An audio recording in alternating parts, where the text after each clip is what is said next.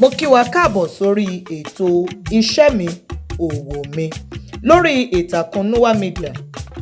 Lórí ètò yìí ni a ó ti máa fi ọ̀rọ̀ wá àwọn oníṣẹ́ ọwọ́, oníṣòwò àti òṣìṣẹ́ gbogbo lẹ́nu wò kí a bá lè máa rán ara wa létí wípé ẹ̀tọ́ ni fún wa láti ṣiṣẹ́ àbí láti ṣe òwò kí ebi má bàa pa wá. Ẹ máa bá wa ká lọ.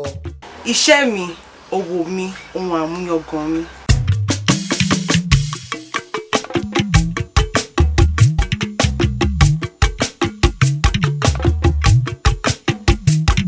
Orúkọ mi ni Adéwálé Ògúnbáyọ.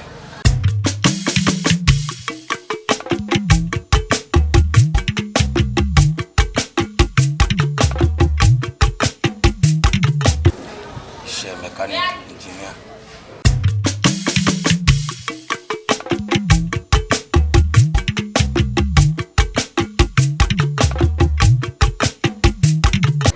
Ìgbà tí mo wà kékeré tí máa ń lọ sí school, mo like kí n máa fi agolo milk bí carton kí n fi máa build mọ́tò.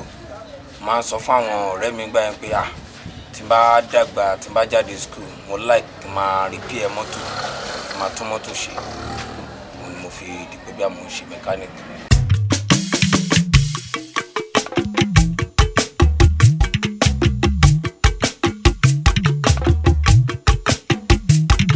À ń lo 17 spanner, à ń lo 19 spanner, a dẹ̀ ń lo hammer láti lè gbá nǹkan yọ, a dẹ̀ tún lo jack láti lè já mọ́tò sókè.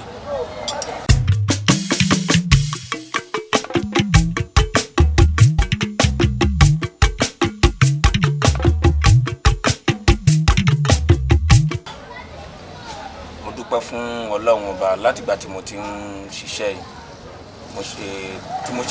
Mi àdójúkọ tí mo rí ṣá bí ó yá kí mọ́tò ní fault tó bá gbé wá, tí n bá dáwọ́ lé, mo máa ń dúpẹ́ f'Ọlọ́run báyìí pé ó máa ń wà successful, ó máa wà okay. Àwọn tó dẹ̀ ní wọ́n dẹ̀ máa appreciate, inú wọn máa dùn, wọ́n máa lọ.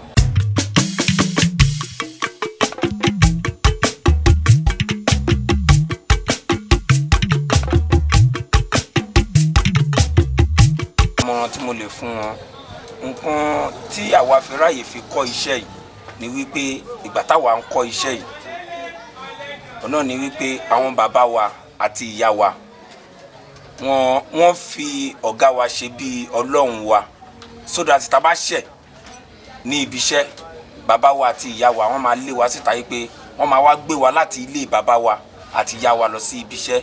Àmì ìwà àwọn ọmọ tó wà ní ayé ìsìn wọn ò ní ìfaradà tó tó yẹn.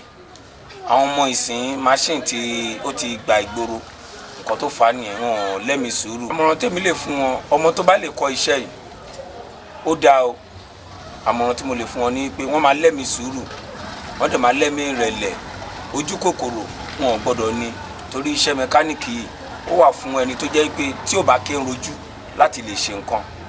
Ẹni tó bá ń rojú kò lè ṣiṣẹ́ mẹkáníìkì.